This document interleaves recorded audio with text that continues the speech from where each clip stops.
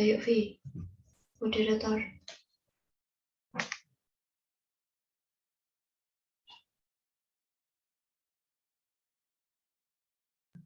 Slide-nya sebelum ini bisa. Oh ya, benar.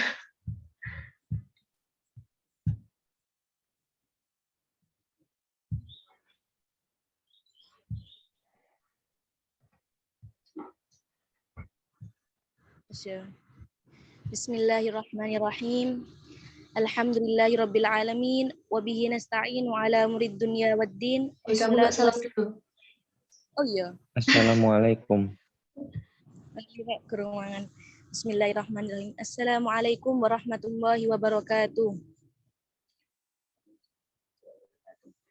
Bismillahirrahmanirrahim. Alhamdulillahirabbil alamin wa bihi nasta'inu ala murid dunya waddin. Wassalatu wassalamu ala asyrafil anbiya'i wal mursalin sayyidina wa habibina wa syafi'ina wa qurrati a'yunina Muhammadin sallallahu alaihi wasallam. Amma ba'du.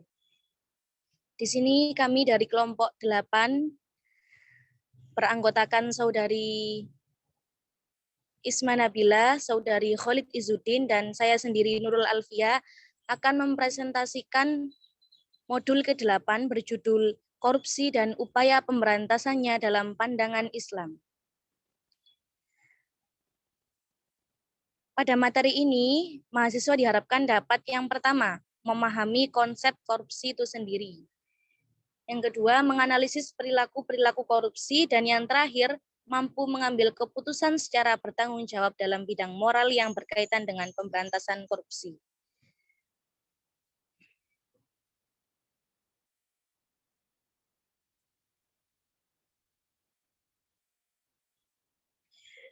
Dalam bab 8 ini, yang pertama kita bahas adalah ada 4 poin yang akan kita bahas. Yang pertama, pengertian korupsi, ragam korupsi, dan hukum-hukum korupsi. Yang kedua, motif-motif korupsi. Yang ketiga, bahaya korupsi. Ditutup dengan yang terakhir, upaya menumbuh kembangkan budaya anti korupsi. Slide selanjutnya.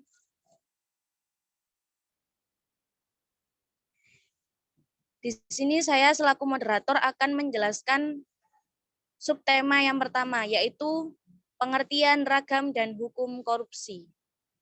Yang pertama, pengertian korupsi.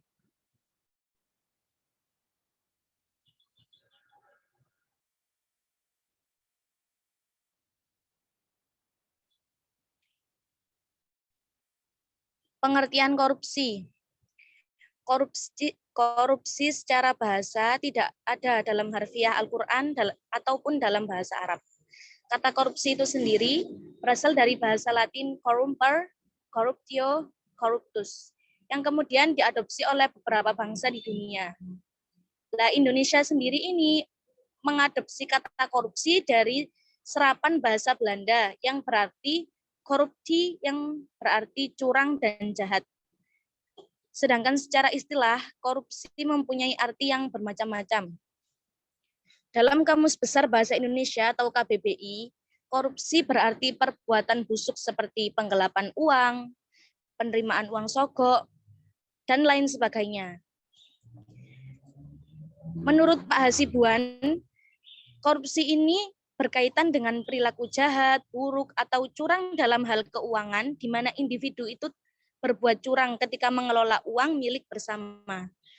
Seperti contohnya aparat politik yang curang dalam mengelola uang masyarakat, uang warga Indonesia, yang lumrah kita hadapi di Indonesia ini. Lanjut ke bentuk-bentuk korupsi. Dalam pandangan Islam sendiri, istilah korupsi tersebut tidak ada. Akan tetapi melihat arti konsep dari korupsi tersebut, banyak istilah-istilah yang dapat dikategorikan sebagai bentuk korupsi. Contohnya, bentuk-bentuk pelanggaran hukum seperti hulul atau penggelapan, riswah atau suap, hadiah atau gratifikasi, sarikoh atau pencurian, dan khianat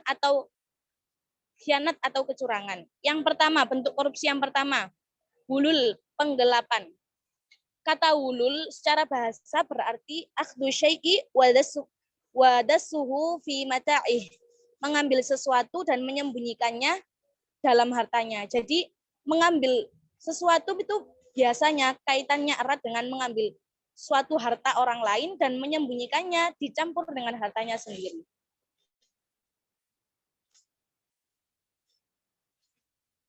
Larangan penggelapan atau hulul ini sudah tertera dalam Quran surat Al-Imran ayat 161.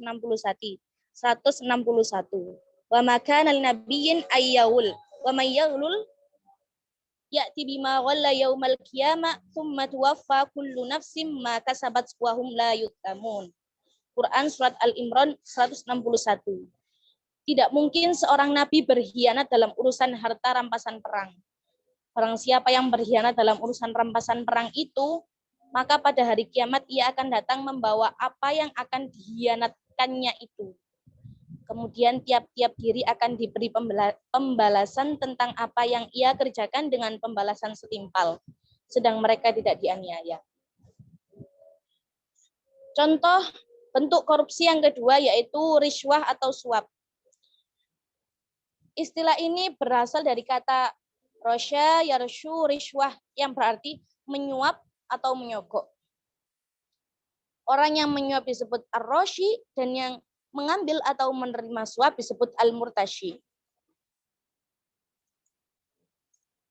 Kenapa menyuap ini dikategorikan korupsi dan ini dilarang oleh agama Islam? Karena Nabi sendiri pernah bersabda dalam hadisnya, Bismillahirrahmanirrahim, wa an Abdullah bin Amr bin al-As radhiyallahu anhu maqala la'ana Rasulullah sallallahu alaihi wasallam ar-rashi wal murtashi.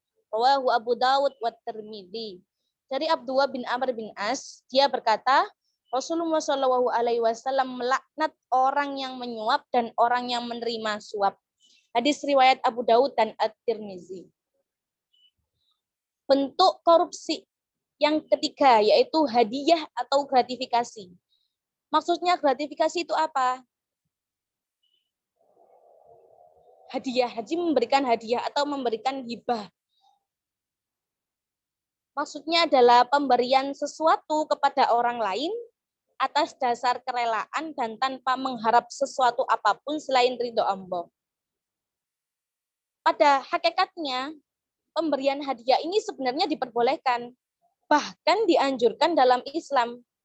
Rasulullah pun pernah bersabda, tahadau fa innal hadiyah tudhibu wa haras sudud. Saling memberi hadiahlah kalian. Sesungguhnya hadiah itu dapat melunakkan hati yang keras. Hadis riwayat Tirmizi. Tapi konteks hadiah ini bisa menjadi haram jika untuk kepentingan tertentu seperti misalnya memberikan hadiah kepada pejabat, kepada atasan, kepada penguasa, kepada aparat politik untuk mendapatkan keuntungan. Misalnya untuk mendapatkan jabatan yang lebih tinggi, untuk mendapatkan uang-uang korupsi yang lebih banyak, untuk mendapatkan hal lain sebagainya yang bukan haknya. Lah hadiah di sini termasuk dalam jenis korupsi atau hulul berdasarkan hadis riwayat Ahmad.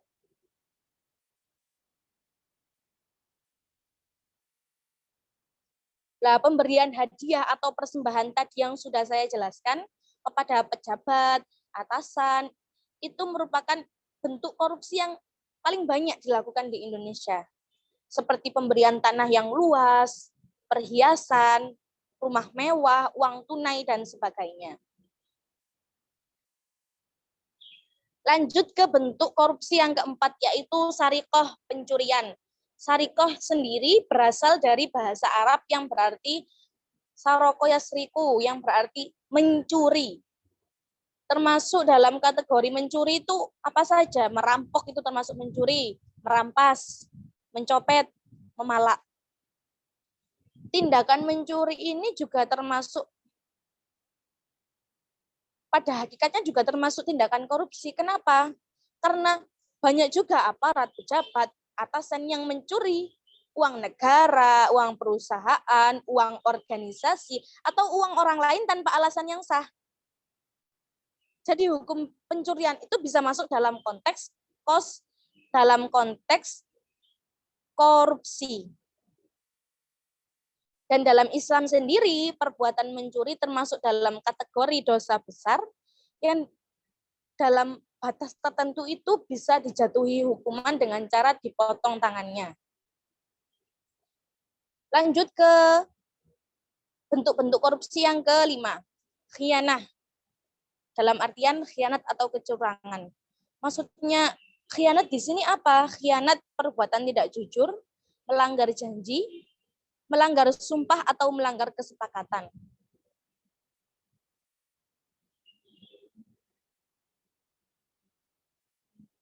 Ungkapan ini kenapa sekonteks sama korupsi? Karena orang-orang yang khianat juga biasanya melanggar atau mengambil hak-hak orang lain dalam bentuk pembatalan sepihak. Seperti misalnya muamalah. Dia sudah melakukan jual beli. Lah kok waktu pelaksanaan transaksi jual beli itu uangnya sudah didapat tapi transaksinya belum sah, terus uangnya diambil. Maka khianat yang seperti ini masuk dalam kategori korupsi. Selain itu, kenapa khianat itu tidak boleh? Karena khianat itu termasuk dalam golongan orang-orang munafik sebagaimana telah dijelaskan oleh Rasulullah dalam hadisnya riwayat Bukhari dan Muslim, ayatul munafik thalathah wa in shoma wa shalla wa za'ama annahu muslim idza haddatsa kadzaba wa idza wa'ada akhlafa wa idza tumina khana. Rawahul Bukhari wa Muslim. Tanda-tanda orang munafik itu ada 3. Sekalipun dia puasa, sholat, dan mengaku sebagai muslim, jika berbicaranya bohong, jika berjanji ingkar, dan jika dipercaya khianat, maka ia termasuk orang-orang yang munafik.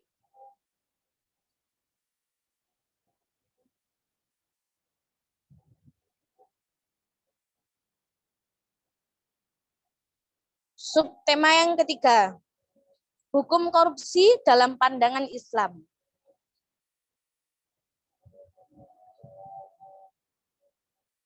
Korupsi itu memiliki bentuk dan tingkatan yang beragam. Ada yang korupsi tingkat kecil, ada yang korupsi tingkat kelas kakap. Namun kejahatan yang berkaitan dengan tindak pidana korupsi merupakan dosa besar. Karena dampak negatif korupsi itu bukan hanya bersangkutan bagi pelaku dan yang ditimpa, tapi juga bersangkutan pada bangsa dan negara. Dengan demikian, hukuman bagi para koruptor disesuaikan dengan modus kejahatan yang telah dilakukan. Misalnya, korupsi dengan modus mencuri atau menggelapkan dana negara. Maka baginya berlaku hukum potong tangan jika barang atau uang yang digelapkan sudah mencapai 1 nisab pencurian, yaitu senilai 94 gram emas. Sebagaimana telah difirmankan oleh Allah Subhanahu wa taala, Bismillahirrahmanirrahim. Was-sariqu was-sariqatu faqta'u aydiyahuma jazaa'an bima kasaba nakalam minallah wallahu azizun hakim. Laki-laki yang mencuri dan perempuan yang mencuri, potonglah tangan keduanya sebagai pembalasan bagi apa yang mereka kerjakan dan sebagai siksaan dari Allah. Dan Allah Maha Perkasa lagi Maha Bijaksana. Quran Surat An-Nur ayat 38. Hukum potong tangan itu sendiri jika dilihat sepintas memang nampak kejam, nampak melanggar hak asasi manusia. Tetapi perlu diingat bahwa di balik hukum-hukum Islam tadi yang telah disyariatkan oleh Allah, tersimpan hikmah yang sangat amat besar. Kenapa pencuri itu harus dipotong tangannya jika mencapai nisab? Karena memang perbuatan mencuri itu termasuk dosa besar. Kalau tidak dipotong tangannya, nanti takutnya si pelaku akan mengulangi perbuatan itu lagi. Begitu banyak hikmah yang telah Allah siapkan dalam setiap perintah-perintahnya. Masya Allah.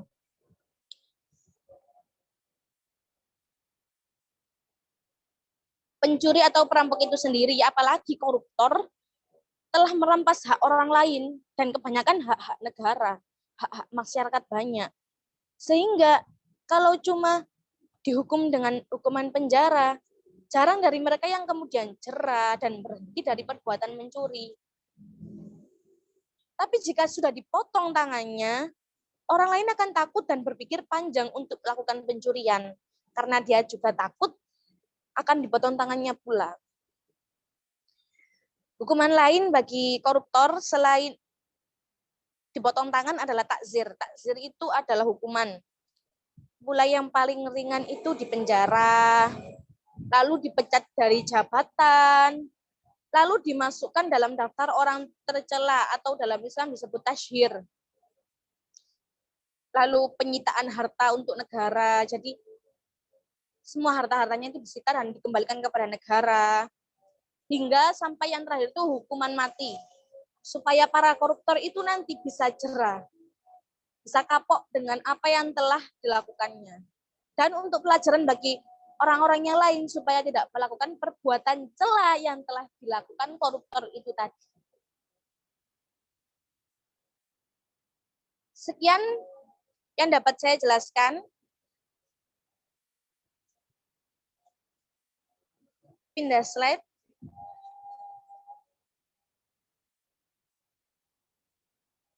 Untuk subtema motif-motif korupsi,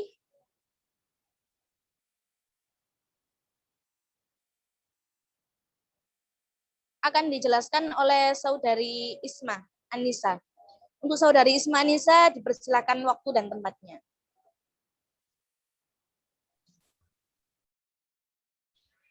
Baik, terima kasih. Di sini saya akan menjelaskan motif-motif korupsi. Nah, motif-motif korupsi itu dibagi menjadi dua, yaitu motif internal dan motif eksternal. Apa sih motif korupsi itu sebenarnya? Motif korupsi, motif itu adalah suatu hal atau suatu alasan yang menjadi dasar mengapa seseorang melakukan suatu tindakan. Jadi motif korupsi itu adalah suatu alasan mengapa orang itu melakukan tindakan korupsi. Yang jelas-jelas itu adalah sesuatu tindakan yang diharamkan dalam Islam dan tidak dibolehkan. Nah, apa aja sih motif-motif korupsi itu? Yang pertama yaitu motif internal. Motif internal adalah motif yang timbul dari keinginan diri sendiri untuk melakukan tindakan korupsi. Contohnya, yang pertama yaitu karena seseorang itu memiliki sifat hubbud dunia, yaitu terlalu mencintai harta mereka, terlalu mencintai keduniaan mereka. Nah, menurut Kiai Haji Bisri Mustafa, akar dari segala permasalahan korupsi adalah hubbud dunia atau berlebihan dalam mencintai dunia. Yang seharusnya seseorang itu harus menekankan pada ibadahnya, namun orang ini cenderung lebih ingin mengikuti keinginan dan hasrat keduniawian mereka, sehingga mereka berlomba-lomba dalam mengumpulkan harta sebanyak-banyaknya dengan cara apapun. Bahkan mereka menghalalkan segala cara untuk mengumpulkan harta tersebut untuk memenuhi nafsu mereka. Nah, sebenarnya hal ini sudah dilarang oleh Rasulullah SAW dalam hadisnya, yang artinya jika cinta dunia telah menjangkiti hati manusia, maka Allah mengujinya dengan 3 hal. Yang pertama, yaitu angan-angan yang tidak pernah tercapai, kefakiran yang tidak pernah tercukupi, dan kesibukan yang selalu melelahkan. Hadis riwayat Ad-Dailami. Kemudian yang kedua, yaitu sikap tamak dan serakah. Motif kedua ini adalah motif internal yang sering kali terjadi pada diri manusia. Kita tahu bahwa manusia itu memiliki perasaan iri dengki, tamak, dan serakah. Kita selalu ingin lebih dari apa yang kita miliki sekarang. Nah, kedua sikap ini itu mengakibatkan umat manusia mengalami kehinaan dan kehancuran, di mana mereka selalu tidak merasa puas dan tidak merasa cukup meskipun harta yang dimilikinya telah melimpah ruah. Nah, para koruptor itu sebenarnya mereka berkecukupan. Hanya saja mereka selalu menginginkan lebih. Mereka ingin sesuatu yang lebih dari apa yang mereka inginkan sekarang. Jadi mereka menggunakan segala cara mereka untuk memenuhi hasrat-hasrat mereka. Parahnya lagi, orang-orang yang serakah ini itu tidak berhenti menumpuk kekayaan hingga ajal datang menjemput mereka. Hal ini telah dijelaskan dalam sabda Rasulullah Shallallahu Alaihi Wasallam yang artinya seandainya anak Adam itu mempunyai satu lembah harta, niscaya dia akan mencari yang kedua. Dan seandainya dia telah memiliki yang kedua, maka dia akan mencari yang ketiga. Dan tidaklah dapat memenuhi perut anak Adam kecuali tanah atau kematian. Dan Allah Maha menerima taubat hambanya yang mau bertobat. Hadis riwayat Bukhari dan Muslim. Kemudian yang ketiga, motif yang ketiga yang mendasari kenapa seseorang itu melakukan tindakan korupsi, yaitu karena mereka memiliki gaya hidup yang konsumtif dan hedonis. Apa sih hedonis itu? Hedonis itu adalah konsep diri, di mana gaya hidup seseorang dijalani sesuai dengan apa yang mereka pikirkan dan mereka harapkan gitu. Padahal seharusnya hidup itu seharusnya kita itu hidup dalam rasa bersyukur dan bukan menginginkan segala sesuatu yang di luar batas kemampuan kita. Dan sikap hidup konsumtif maupun hedonis ini cenderung akan membuat orang selalu merasa ingin lebih dan selalu menginginkan agar apa yang mereka inginkan itu tercapai. Entah itu dalam pakaian, ataupun fashion, atau keinginan mengenai harta-harta, sehingga mereka terlalu masuk dalam gemerlap dunia.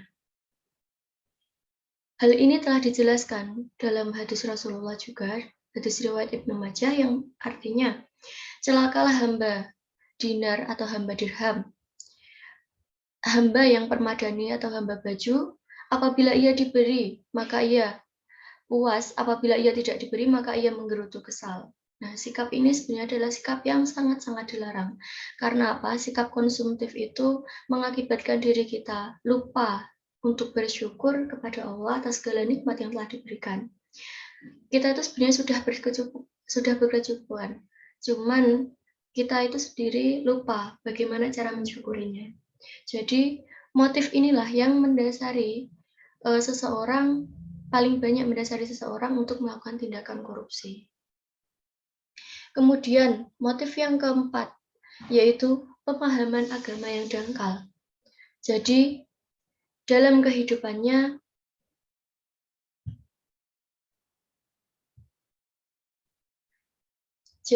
seseorang itu ketika mereka memiliki pemahaman yang dangkal, mereka tidak mengetahui apa sih hukumnya korupsi. Mereka melakukannya itu dengan tanpa rasa bersalah.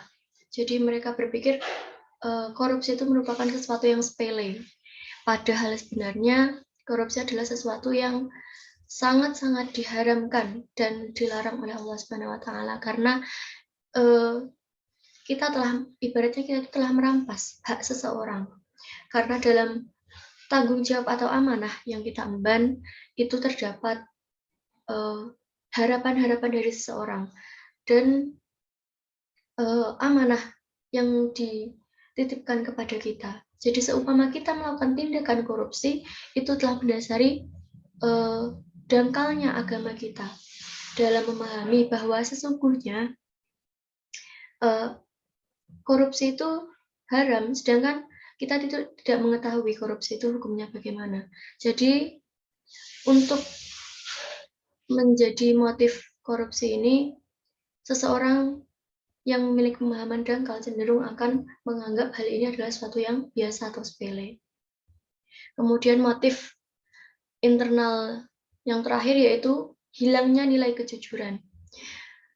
Maksudnya gimana sih hilangnya nilai kejujuran? Yaitu ketika seseorang diberi amanah, diberi tanggung jawab, mereka itu berpikir bahwa terkadang apa yang diamanahkan kepada mereka, uang yang dititipkan kepada mereka contohnya, itu boleh mereka gunakan.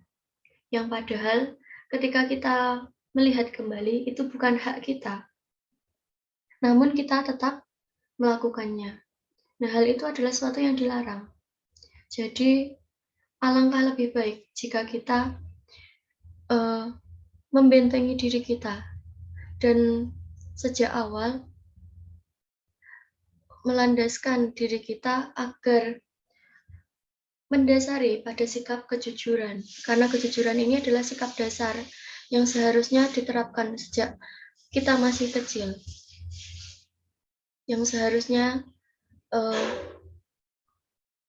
seharusnya dibimbing sejak masih kecil, karena kejujuran ini adalah sesuatu yang sepele dan kecil, namun akibatnya atau hasilnya itu sangat luar biasa. Kemudian yang kedua yaitu motif internal, motif eksternal. Apa sih motif eksternal? Motif eksternal itu adalah motif atau alasan-alasan di mana seseorang melakukan tindakan korupsi, namun bukan dari keinginan mereka sendiri, tapi cenderung kepada hal-hal di luar mereka, sehingga mereka ikut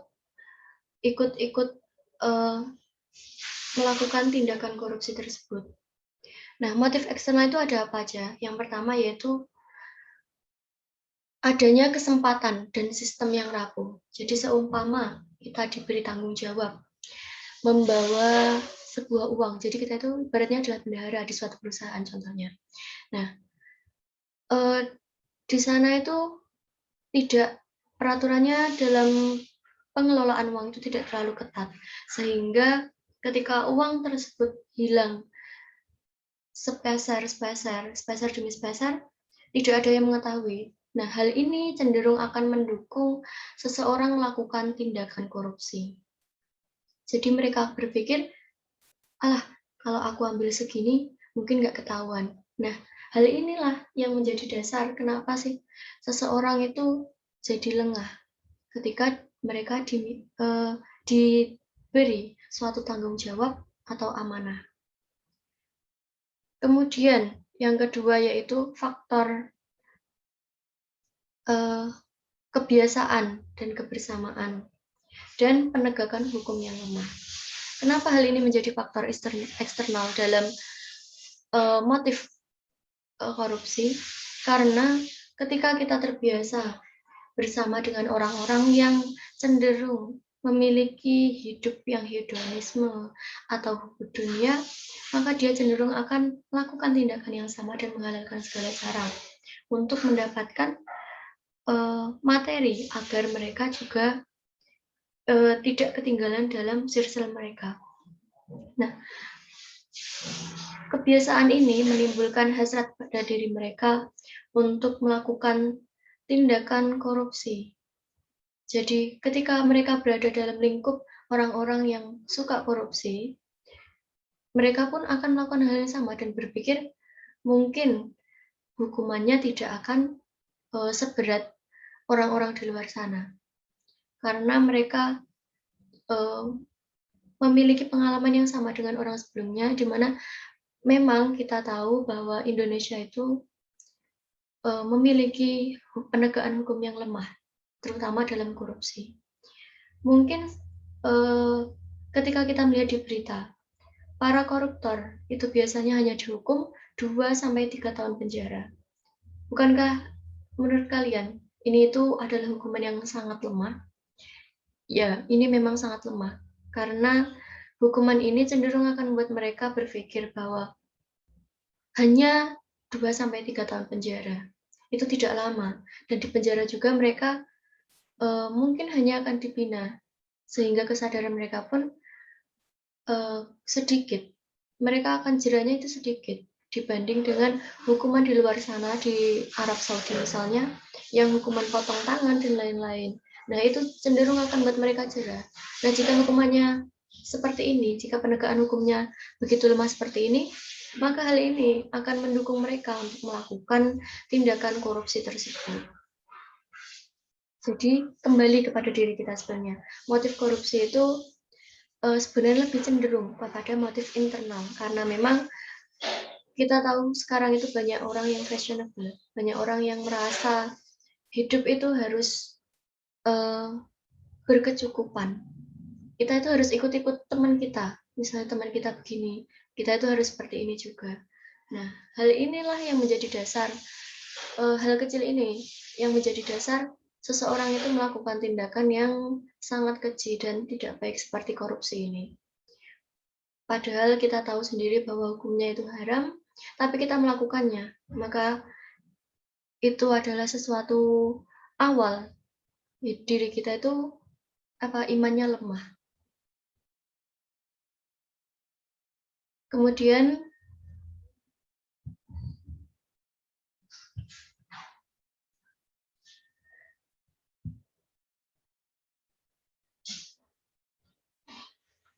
demikian yang dapat saya sampaikan. Saya kembalikan kepada moderator. Terima kasih. Wassalamualaikum warahmatullahi wabarakatuh.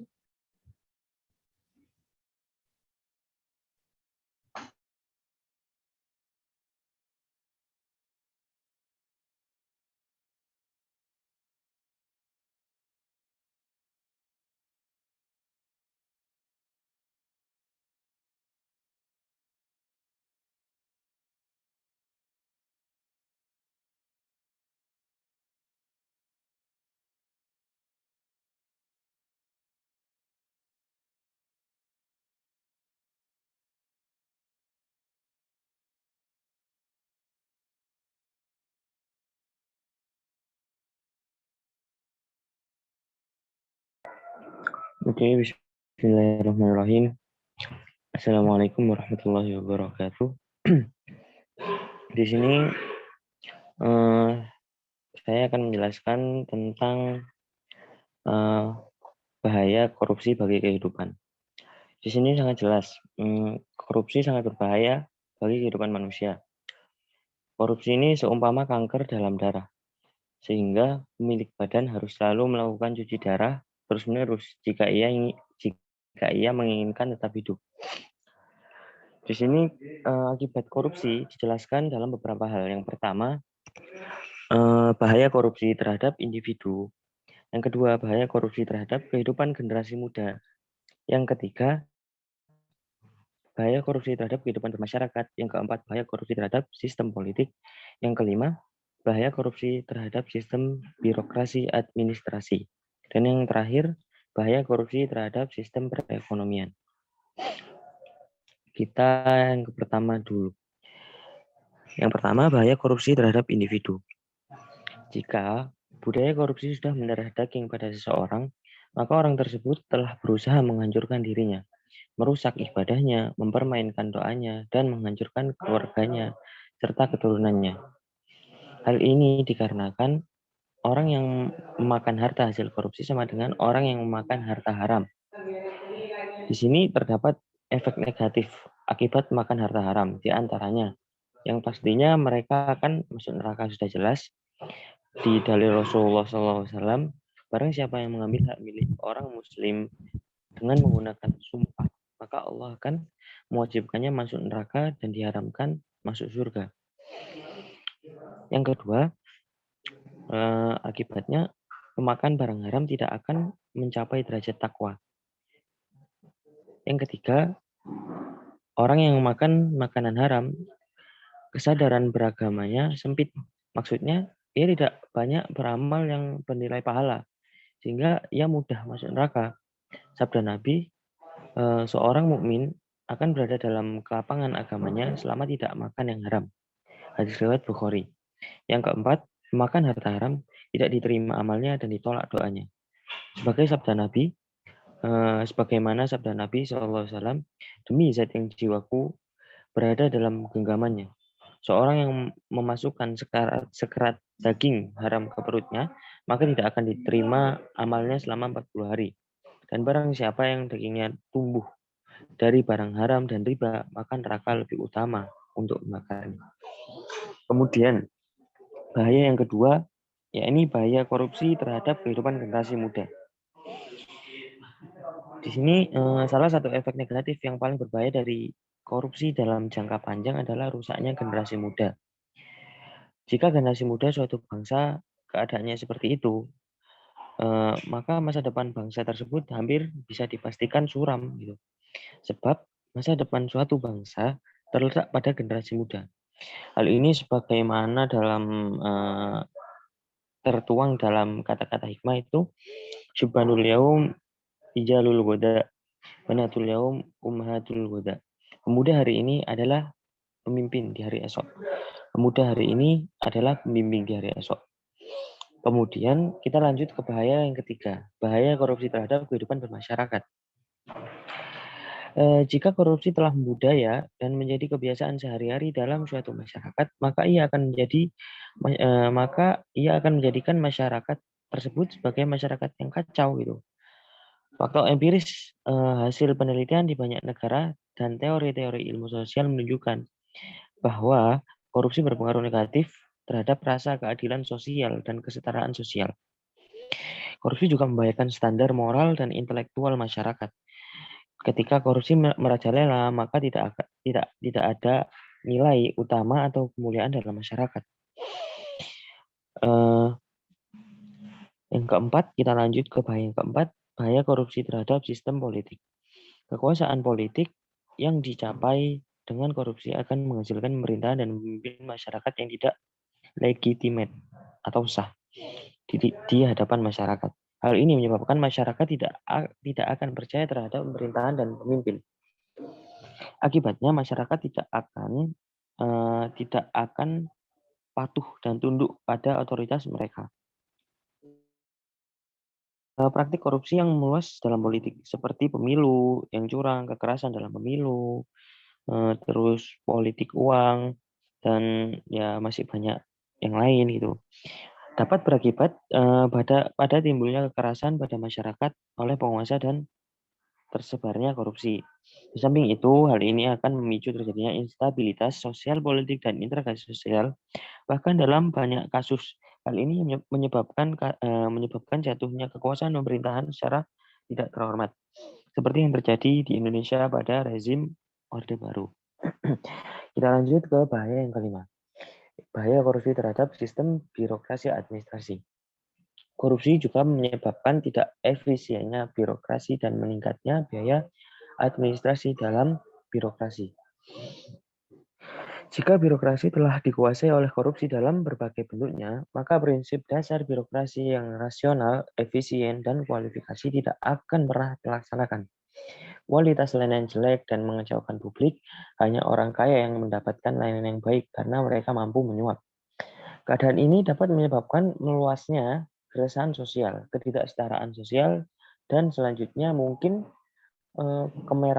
kemarahan sosial yang menyebabkan jatuhnya para birokrat. Kita lanjut ke bahaya yang terakhir, yakni bahaya korupsi terhadap sistem perekonomian. Korupsi juga berdampak merusak perkembangan ekonomi suatu bangsa. Jika sebuah proyek ekonomi syarat dengan korupsi, penyuapan untuk kelulusan proyek, nepotisme dalam penunjukan, pelaksanaan proyek, penggelapan dalam pelaksanaannya, dan bentuk-bentuk korupsi lain dalam proyek, maka pertumbuhan ekonomi yang diharapkan dari proyek tersebut tidak akan tercapai.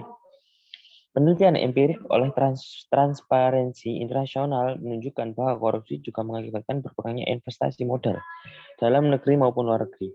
Karena para investor akan berpikir 2 kali untuk membayar biaya yang lebih tinggi dari semestinya dalam berinvestasi. Biaya keamanan Nurholis mengungkapkan bahwa sejak tahun 1997, investor dari negara-negara maju seperti Amerika dan Inggris cenderung lebih suka menginvestasi dana mereka dalam bentuk Foreign Direct Investment atau FDI kepada negara yang tingkat korupsinya kecil. Mungkin itu saja penjelasan dari saya. Kurang lebihnya mohon maaf. Wassalamualaikum warahmatullahi wabarakatuh.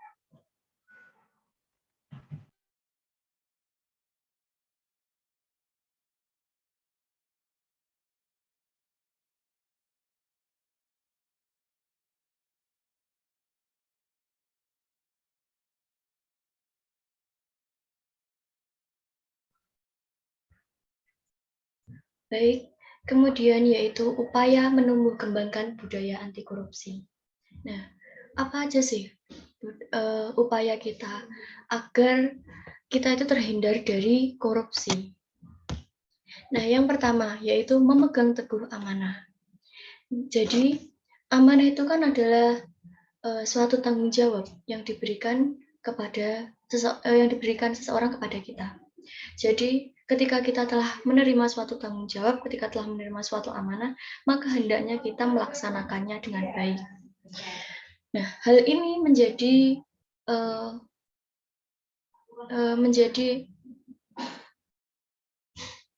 upaya kita, menjadi suatu cara kita agar kita itu terhindar dari korupsi. Nah, memegang teguh amanah ini dapat berupa menjalankan amanah dengan baik dan tidak merasa memiliki hak atas kepemilikan suatu amanah tersebut. Nah, amanah itu ada berapa sih? Amanah itu ada 3. Yang pertama yaitu amanah Tuhan kepada manusia, amanah kita kepada orang lain, dan amanah kita kepada diri kita sendiri. Nah, pertama, amanah kita kepada Allah. Allah itu memberi kita tanggung jawab dan amanah untuk melaksanakan segala perintahnya dan menjauhi larangannya. Jadi, kita sebagai hamba Allah, kita sebagai manusia, seharusnya patuh akan semua kehendak Allah. Hal ini menjadi suatu pelajaran dasar kepada kita bahwa dalam memegang suatu amanah, kita itu harus melaksanakan amanah tersebut dengan baik.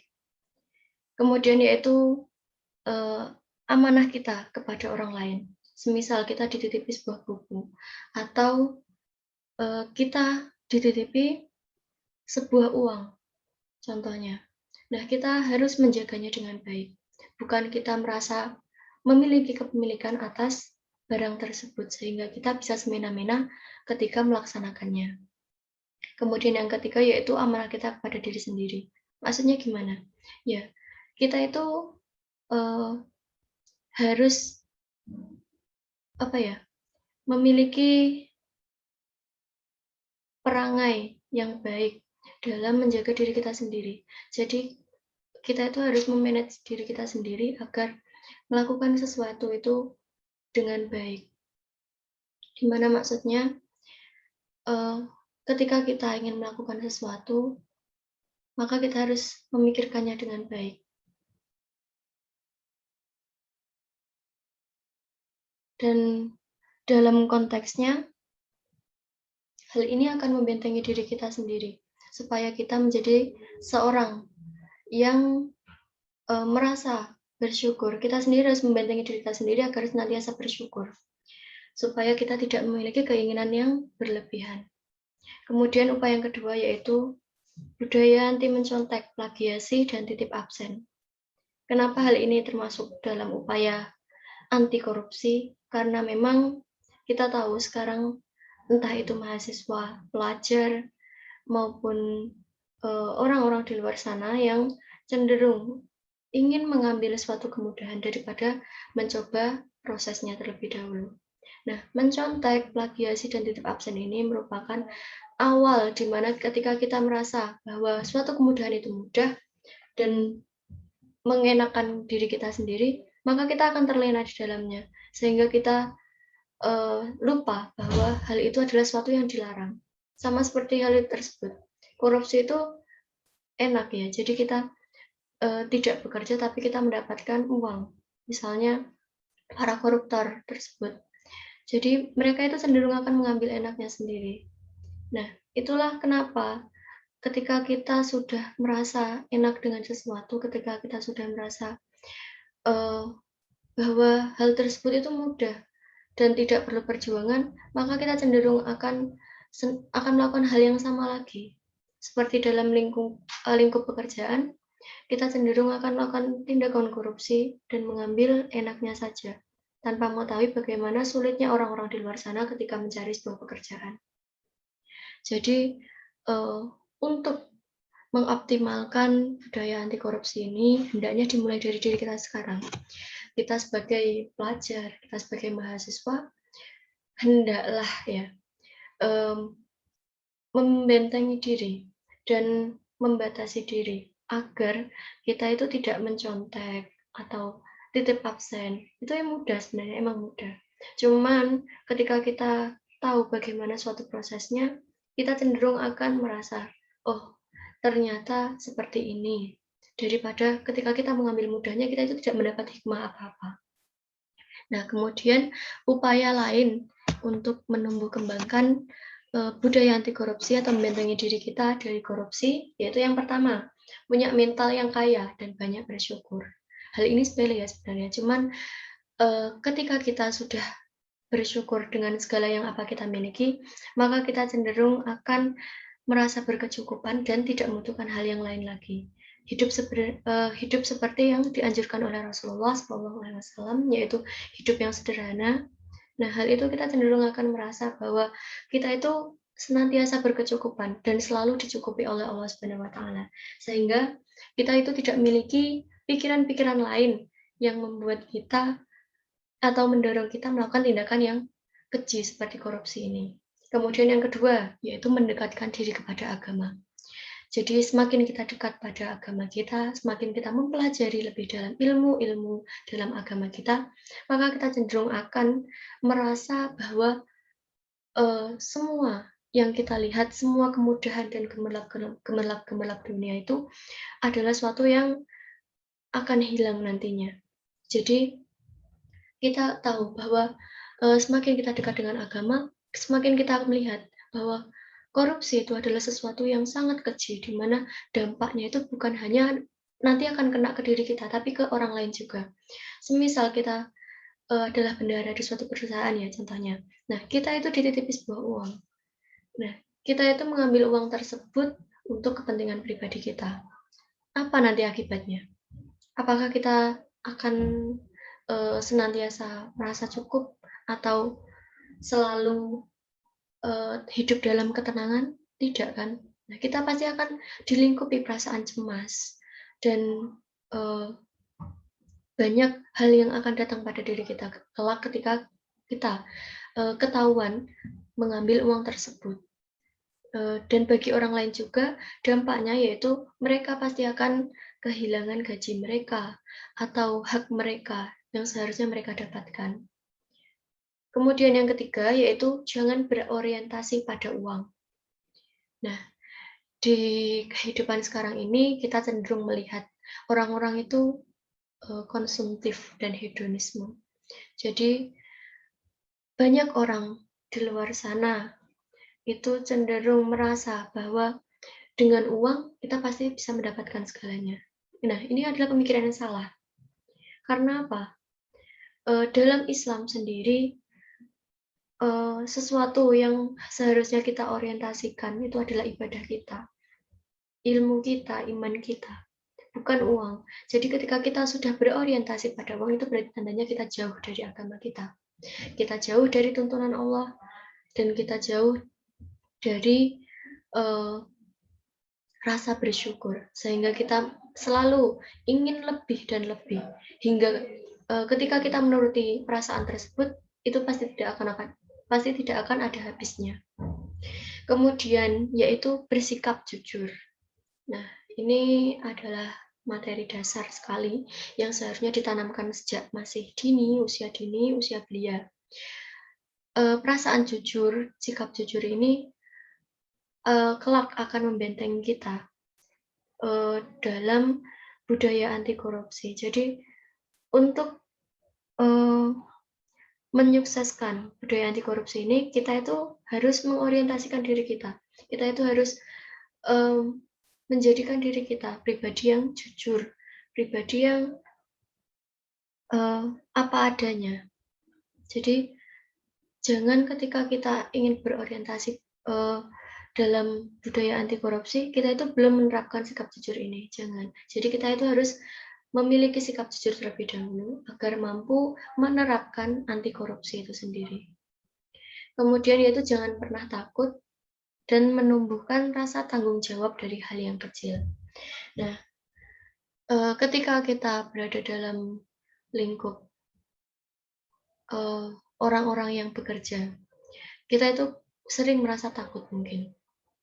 apakah nanti kita akan digaji, atau bagaimana nanti kehidupan kita, bagaimana kita membiayai diri kita. Nah, ketika kita merasa takut dengan hal tersebut, kita cenderung akan berpikir bagaimana cara mendapatkan uang dengan cepat. Nah, hal ini adalah sesuatu pemikiran yang kecil, namun kelak akan membawa dampak yang buruk ketika kita akan meneruskannya. Jadi, ketika kamu merasa takut dengan apa yang akan terjadi di masa depan, maka hendaknya kamu mengubahnya dari hari ini. Jadi, orientasikan dirimu, pikirkan apa yang bisa kamu lakukan, dan bertanggung jawab pada hal-hal yang kecil. Misalnya ketika kita dititipi sebuah buku oleh teman, nah kita jaga dengan baik. Itu adalah sesuatu yang sepele, namun kita tahu bahwa hal itu kelak akan mengantarkan kita menjadi pribadi yang tanggung jawab. Pribadi yang tanggung jawab dan amanah ketika dimintai sebuah pertolongan atau tanggung jawab oleh orang lain. Ini kan jogging.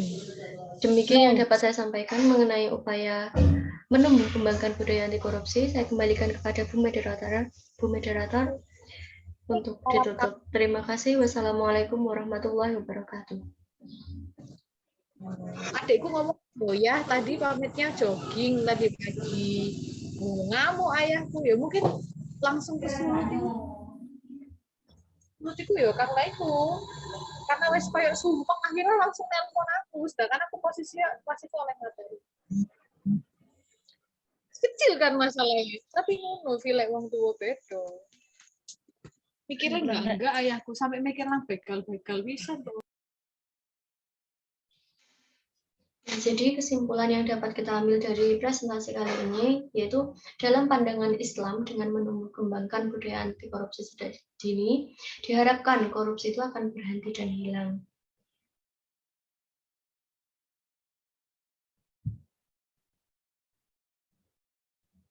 Demikian yang dapat kelompok kami sampaikan, kurang lebihnya kami mohon maaf.